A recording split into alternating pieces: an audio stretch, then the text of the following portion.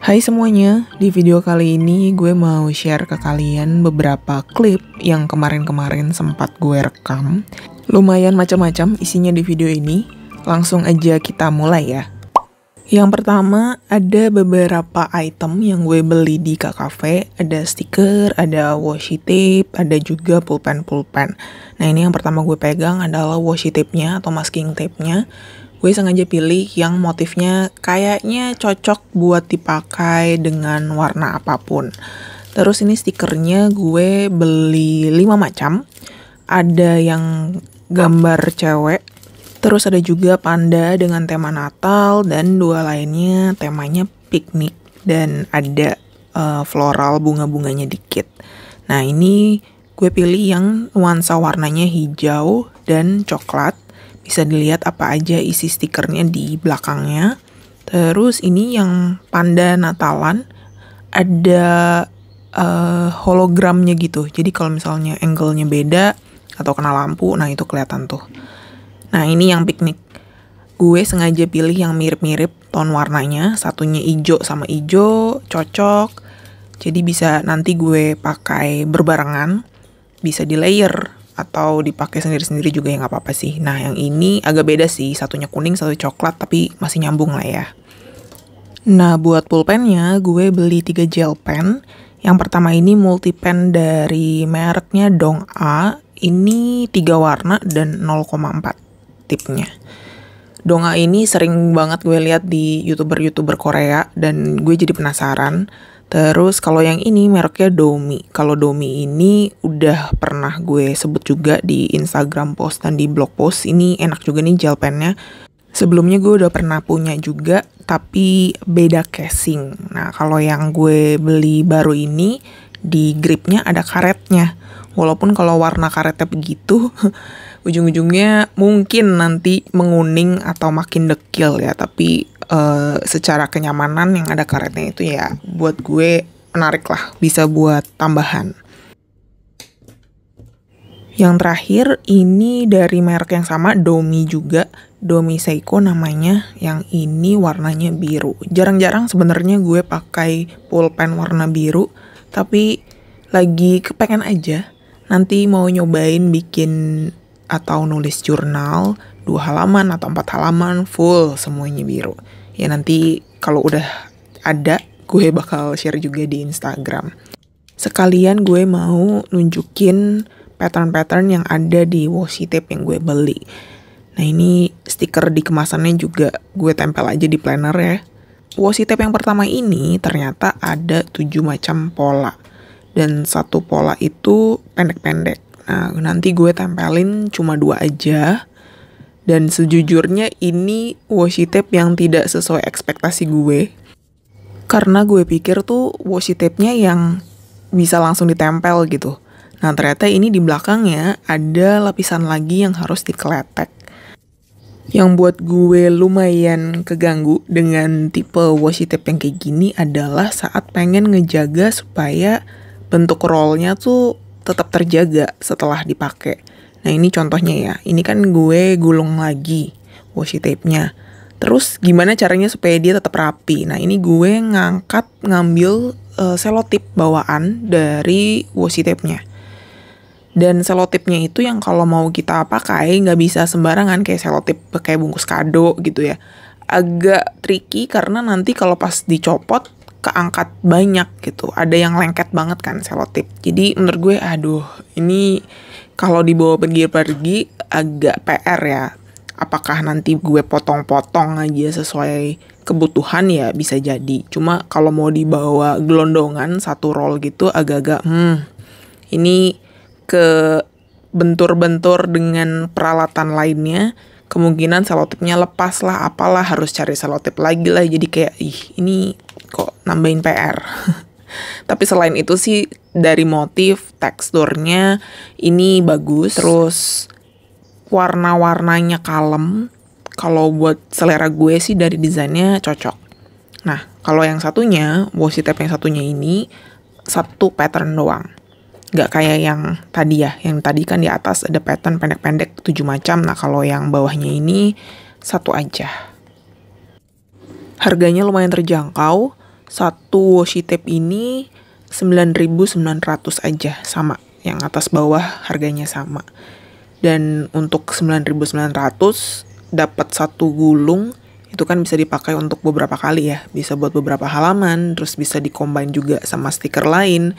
Kita mau hias-hias bareng brush pen lain yang warnanya senada atau yang warnanya komplementari, itu bisa juga. Jadi menurut gue 9.900 untuk washi tape begini sih ya masih worth it. Terus buat gel pennya, nanti gue mau cobain juga nulis yang lebih panjang. Buat yang ini sih gue cuma swatch singkat aja. Tapi nanti real testnya itu saat dipakai nulis panjang. Masih enak atau ada tinta-tinta yang macet ya. Itu nanti baru ketahuan belakangan. Buat memory keeping di Hobonichi Kazen, gue sering banget nempelin stiker. Jadi foto-fotonya itu gue print dulu di kertas stiker, tinggal cari aja di marketplace, itu banyak banget yang jual matte sticker paper, udah gitu doang.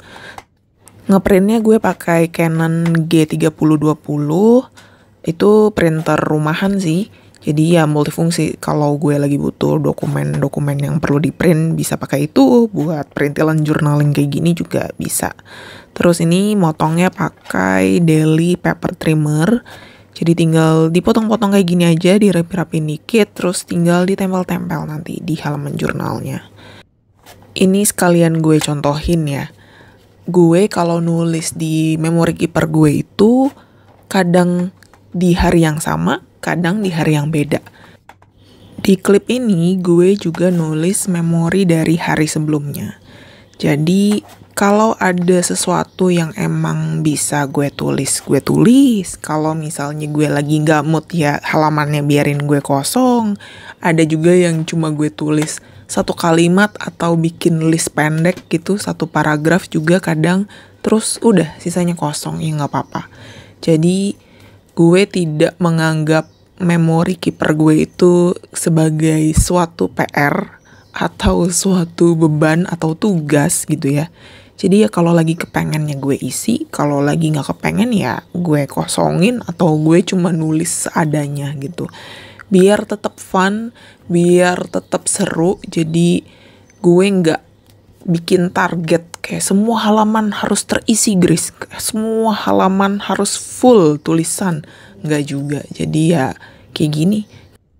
Kadang kalau gue baru sempat atau baru mood untuk ngisinya besoknya, ya gue baru tulis. Kalau misalnya enggak, ya udah di skip dulu juga nggak apa-apa gitu.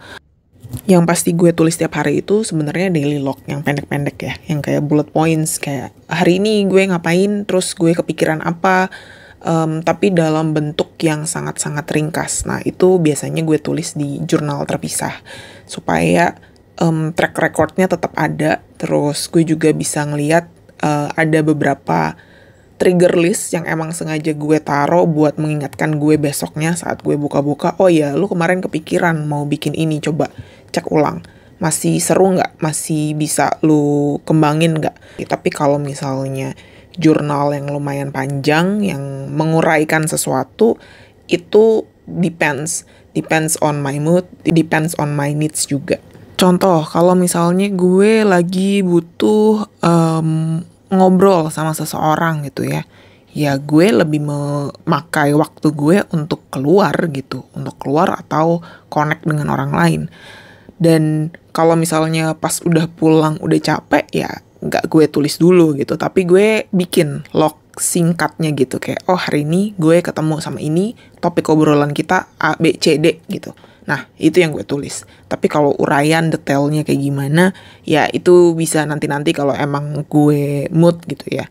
Tapi kalau misalnya gue abis baca sesuatu dan gue, aduh ini seru banget nih, gue pengen coba bikin reflection atau refleksi tentang pengalaman gue dengan topik yang sama. Nah, ya itu baru gue tulis jurnal yang lebih panjang, bisa 1-2 halaman sendiri gitu. Jadi sangat tergantung dengan gue lagi butuh apa nih. Gue lagi butuh aktivitas yang kayak gimana. Jadi bukan berarti semua aktivitas atau semua hari-hari harus gue harus gue uraikan, detailkan kayak lagi mau bikin novel, nggak juga. Jadi ini ya buat gambaran teman-teman juga. Grace tuh kalau nulis jurnal kayak gimana sih? Hobonichi Kazennya diisi kayak gimana? Ya beginilah. Nggak mesti tiap hari kalau gue. Kalau lagi sempat, kalau lagi mood bisa gue tulis, kalau nggak bisa gue skip dulu. Ini ada figuran lewat ya, ada Cory lagi nonton video burung seperti biasa. Dia kalau nonton video burung tuh bener-bener kusyuk dan sangat fokus ya. Lanjut, ini gue pengen nempelin kartu di satu halaman Hobonichi Kazen. Jadi ada juga nih momen kayak gini dimana gue gak banyak nulis, gak ada tulisan sama sekali bahkan, tapi gue cuma mau nempel item yang menurut gue memorable dari hari itu. Nah ini contohnya kartu yang ditulis oleh teman gue Fanny, dan gue tempelin aja pakai washi tape di sebelah kirinya supaya gue bisa baca dua tulisan yang ada di sisi depan dan belakang kartu. Karena gue pengen baca tulisan dari teman gue, terus gue juga suka dengan kata-kata yang ada di kartunya gitu. Jadi ini biar bisa dibolak-balik, gue tempelnya kayak gini aja. Sisa video ini bakal terisi dengan beberapa memori yang gue taruh di dalam Hobonichi Kazen. Mulai dari buku yang lagi gue baca, terus ada juga content plan yang mau gue kerjakan, yang mau gue publish di Instagram gue ataupun di Instagramnya Les Journaling. Terus ada juga buku-buku yang udah masuk dalam antrian. Jadi semoga bisa gue selesaikan dalam bulan ini sebelum ganti tahun. Nanti bisa dilihat juga ada penampakan dari Kuma. Gue tuh kalau lagi journaling atau lagi nulis-nulis di meja, dia suka nimbrung. Dan nimbrungnya tuh kakinya ikut nempel-nempel ke buku.